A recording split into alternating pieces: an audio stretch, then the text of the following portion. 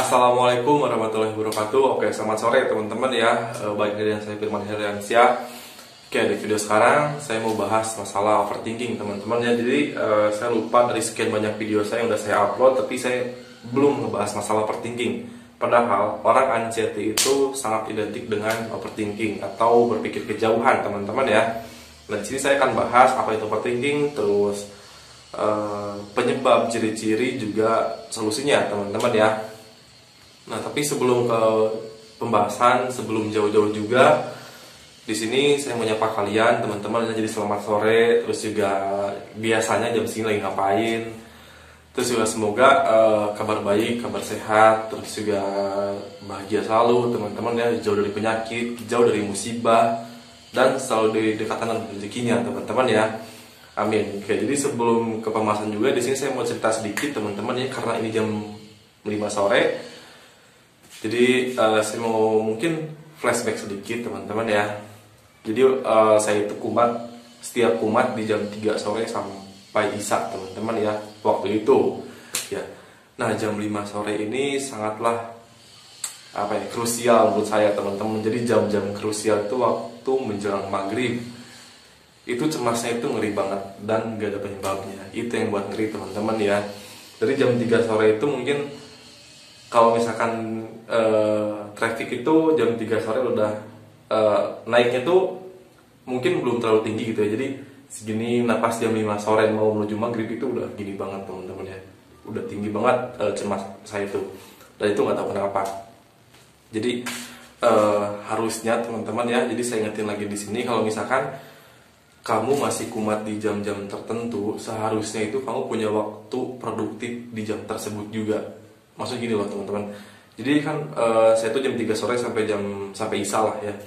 Nah, harusnya kalau misalkan kita udah tahu jam berapa kita akan kumat, harusnya itu yang pertama jangan dipikirin dulu ya. Jadi dari sebelum jam 3 itu kita jangan mikir ntar kumat gak ya, ntar kumat gak ya. Nah, jangan kayak gitu teman-teman ya. Kalau misalkan kita disugesin dari awal, itu jam 3 tank pasti kumat. Karena saking saktinya pikiran kita teman-teman, mungkin gitu ya. Tapi benar terjadi teman-teman, karena emang waktu itu saya kebiasaan kumat dari jam 3 sore. Setelah saya pikir-pikir dari jam 2, jam 1 sebelum jam 3 itu saya udah mikir teman-teman ya, takutnya jam 3 kumat lagi, takutnya kumat lagi. Nah, pas tank itu emang benar kumat, emang sih pokoknya nggak tahu kenapa tiba-tiba ya udah kumat aja gitu ya. Nah, dari situ kesalahan saya yang pertama itu dari jam 3 sore saya udah nggak punya kegiatan selain rebahan teman-teman ya. Itu salah banget teman-teman. Terus kalau misalkan lebih salah lagi sih, saya merasa salah waktu saya sampai cuti kuliah gara-gara cemas ini. Karena yang pertama nggak tahu penyakit ini tuh apa sih, terus yang kedua ngeri banget sensasinya sampai nggak bisa ngapa-ngapain teman-teman ya. Jadi saya memutuskan buat cuti teman-teman ya, padahal itu salah banget menurut saya sekarang ya. Itu karena udah sembuh gitu ya. Nah, kenapa saya bilang salah? Karena pada akhirnya ya saya pasti sembuh, ini buktinya teman-teman ya. Nah, saya bilang salah tuh karena ini buktinya. Ngapain sih harus cuti, ngapain sih harus rebahan setiap jam tertentu, padahal kelak kita sembuh teman-teman ya. Nah, dan untungnya sekarang alhamdulillah saya sembuh. Nah, itu kesalahan saya teman-teman. Jadi saya udah nggak punya lagi kegiatan jam 3 sore sampai Isya teman-teman ya. Nah, seharusnya kalau misalkan udah tahu jam-jam kumat, kita coba cari kegiatan yang membuat kita itu jadi fokus ya. Jadi kamu punya jam-jam tertentu di mana jam kumat kamu itu tergantikan sama waktu produktif kamu teman-teman ya. Nah, harusnya kayak gitu. Mungkin kalau misalkan saya tahu ini dari waktu itu, mungkin sembuhnya bakal lebih cepat teman-teman ya. Mungkin teman-teman ya, karena setelah sembuh itu baru bisa dipikirin ya. Jadi baru bisa dianalisa selama itu kenapa sih kayak gini. Nah, kayak gitu teman-teman ya. Oke, jadi mungkin itu ceritanya, sedikit flashback, mohon maaf ya.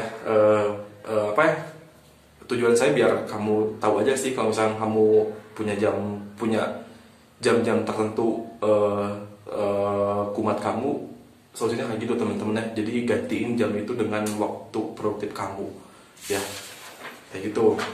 Oke, sekarang kita akan bahas masalah overthinking teman-teman ya. Jadi pada dasarnya orang anxiety itu identik dengan namanya overthinking atau berpikir kejauhan teman-teman ya. Karena orang anxiety seperti kita itu mungkin lebih senang, lebih gemar menganalisa peristiwa yang belum tentu terjadi atau peristiwa yang tidak akan mungkin terjadi, teman-teman ya. Jadi di luar nalar, tapi mereka nggak tahu kenapa, termasuk saya, teman-teman, sangat gemar mikir kayak gitu, teman-teman. Jadi kedepannya bakal gimana, bakal gini, pokoknya muat lah, karena berpikirnya begitu jauh sampai dia nggak tahu kondisi sekarang tuh lagi apa ya. Padahal dampaknya itu kita udah tahu bahwa dampaknya itu ya buruk lah. Yang pertama, kita jadi nggak fokus dengan keadaan yang sekarang, teman-teman ya, karena terlalu berfokus pada yang akan datang dan belum tentu terjadi, teman-teman ya. Terus yang kedua, dampak dampak kelaknya itu ya mungkin gak bermanfaat juga, karena kita buang waktu, teman-teman ya. Jadi kita nggak fokus pada hari ini, tapi fokusnya pada hari nggak tahu ya. Nah kayak gitu, padahal kita tahu dampaknya seperti itu, tapi ya nggak tahu ya. Jadi kita seolah-olah terobsesi aja, teman-teman ya. Nah kayak gitu. Terus juga kalau misalkan overthinking itu misalkan kamu disuruh mikir A tapi kamu udah berpikir sampai Z. Nah biasanya orang anxiety kayak gitu. Nah ketika kamu udah berpikir sampai Z, biasanya dia tersesat di sana ya. Nah di sana tersesat, jadi muter aja di sana. Jadi circle kecemasan tuh di sana, karena kamu terlalu mikirnya kejauhan. Padahal kamu masih di A, padahal kamu disuruh mikir sampai A doang, tapi udah di Z ya. Nah kayak gitu, teman-teman ya. Nah sekarang ciri-cirinya kalau misalkan kamu udah overthinking. Yang pertama tadi contoh kecilnya, yang sekarang ciri-ciri garis besar ya. Yang pertama akan timbul rasa cemas, teman-teman ya. Kalau misalkan kamu udah overthinking, kamu bakal timbul rasa cemas. Kenapa kayak gitu? Karena segala hal, sesuatu hal yang kamu lihat, yang kamu rasakan selalu dipikirin, teman-teman ya. Padahal menurut pribadi saya itu semuanya gak harus pakai pikiran, tapi kadang-kala kita juga butuh hati buat buat mengambil keputusan tuh nggak harus sama pikiran terus, teman-teman ya. Tapi kita juga butuh hati nurani kita. Jadi pada intinya nggak semuanya pakai pikiran lah ya, gunain hati kamu juga, karena hati lebih tulus, teman-teman ya. Nah kayak gitu. Jadi yang pertama secara garis besar. Terus yang kedua, kalau misalnya kamu udah overthinking itu biasanya kamu terlalu memikirkan orang lain. Jadi kalau misalkan kamu, ini contoh kecil menurut saya pribadi, teman-teman ya. Kalau misalkan kamu lagi nongkrong di satu circle dengan orang yang random, teman-teman ya. Terus ada satu orang yang ngomongin kamu atau lagi ngebicarain kamu masalah penampilan, sikap, perilaku, teman-teman ya. Nah kamu ketika ngedenger itu, kamu langsung down, teman-teman ya. Karena mereka juga gimana ya, maksudnya karena belum tentu mereka ngomongin kamu itu ngomongin yang negatifnya, belum tentu kan. Tapi kamu udah ngerasa bahwa mereka itu ngomongin kamu tuh negatifnya, terus bakal gimana ke depannya, kamu pikirin lagi, teman-teman ya. Jadi ntar ketika kamu sendirian, kamu bakal mikirin orang-orang itu yang tadi ngomongin kamu, teman-teman ya. Nah itu ciri-cirinya kalau kamu udah overthinking. Nah, itu yang kedua.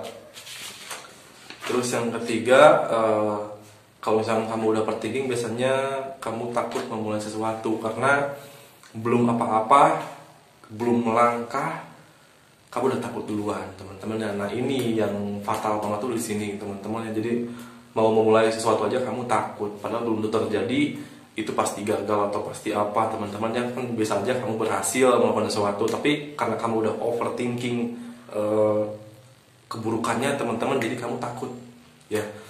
Nah itu mungkin ciri-cirinya, teman-teman ya. Oke, sekarang solusinya, teman-teman, solusi overthinking ya. Jadi yang pertama, sebelum saya bacain solusinya, perlu disclaimer bahwa solusi ini menurut pengalaman pribadi, teman-teman. Jadi nggak ada sumber dari manapun, tapi ini pengalaman pribadi karena saya pun orangnya overthinking.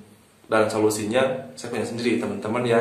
Nah sekarang di sini cuma sekedar sharing, mau misalkan diikutin mau enggak juga nggak apa-apa, terserah kalian, teman-teman ya. Buat solusi yang pertama, kamu berhenti sejenak dari semua sosial media karena kamu capek, teman-teman ya. Nah, jadi saya juga tahu, teman-teman, dan saya akui bahwa orang anxiety itu kebanyakan jam-jamnya itu diisi dengan main handphone, yang memang sebagian besar kurang bermanfaat ya. Coba ngaku deh, karena saya juga kayak gitu, makanya saya akui di sini, teman-teman ya. Jadi buat solusi overthinking menurut saya itu yang pertama, berhenti sejenak lah, kamu istirahat dari sosial media, karena isinya itu kan macam-macam, teman-teman ya. ada berita buruk, berita kematian, berita apa, apalagi sekarang pandemi teman-teman ya. Jadi banyak yang masuk dalam pikiran kita, tapi kita nggak bisa apa ya, seolah itu tadi terobsesi teman-teman ya. Jadi buat solusinya yang pertama ya, kamu apa ya, istirahat dulu dari handphone kamu ya, dimulai beraktivitas di kehidupan nyata ya teman-teman. Itu yang pertama solusinya. Yang kedua, salurkan ke hobi teman-teman ya. Jadi nih, pentingnya hobi di sini tuh, peran hobi di situ sangat penting buat solusi overthinking.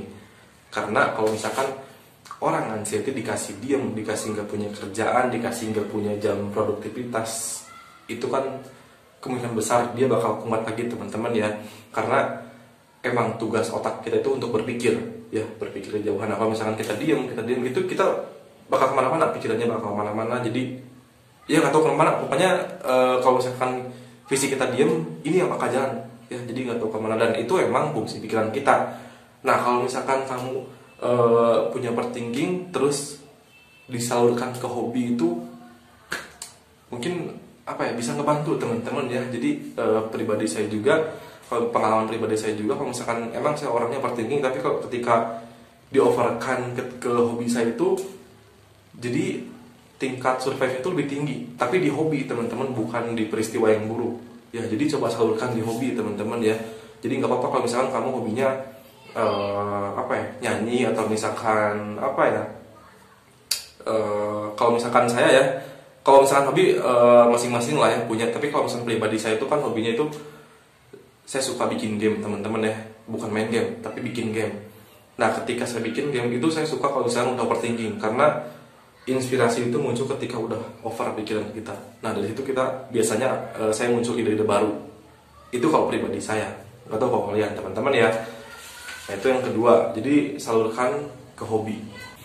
Oke, dan solusi terakhir menurut saya buat mengatasi overthinking ini adalah, nih, saya bacain ya. Ini perlu digarisbawahi juga teman-teman ya. Jadi jangan biarkan otakmu menguasai dirimu, tapi usahakan dirimu yang menjadi nahkoda atas tubuhmu sendiri. Ya, saya tahu pasti paham apa artinya teman-teman ya. Nah, mungkin seperti itu buat solusinya, terus juga ciri-ciri, terus juga apa sih overthinking itu. Oke, jadi mungkin apa ya, saya harap video ini bermanfaat buat kalian teman-teman ya. Kurang lebihnya saya mohon maaf kalau misalkan ada saran yang kurang, atau misalkan kata-kata yang gak enak di hati, saya mohon maaf teman-teman ya, karena saya juga masih belajar di sini ya. Oke, jadi seperti itu buat videonya.